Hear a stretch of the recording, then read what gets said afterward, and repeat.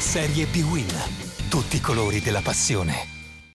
L'entusiasmo di una matricola terribile come il Portogruaro contro la voglia dell'Ascoli di dare nuova linfa alle proprie ambizioni stagionali. Al Friuli va in scena un match che sulla scia delle prime uscite in cadetteria di Veneti e Marchigiani promette spettacolo. Viviani deve fare a meno dello squalificato Schiavon, per il resto dà fiducia all'11 che la scorsa settimana ha ottenuto un ottimo punto sul difficile campo del Livorno. Gustinetti si affida al tandem delle meraviglie Sommese e Bonvissuto.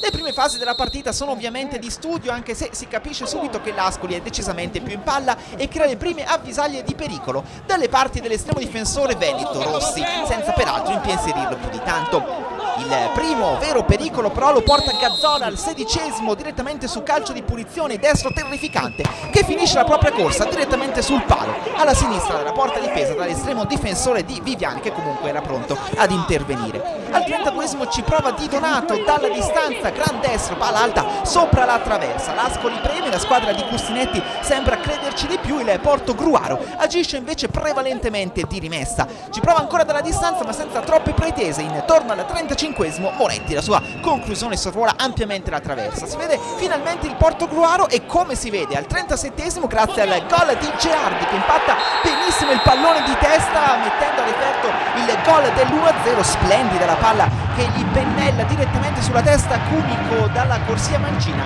ma splendida l'elevazione, lo stacco di testa dell'attaccante di Viviani che porta avanti a sorpresa i padroni di casa quando ormai il primo tempo sembrava lasciar presagire lo 0-0 finale. Insiste sul finale di prima frazione di gara la squadra di casa nel tentativo di legittimare la momentanea vittoria, la conclusione della distanza di Cunico direttamente sul fondo. Si va così a riposo con la squadra di Viviani in vantaggio per 1-0. La ripresa si apre con l'Ascoli subito in avanti nel tentativo di pareggiare la partita. Al quarto minuto calcio di punizione di Sommese.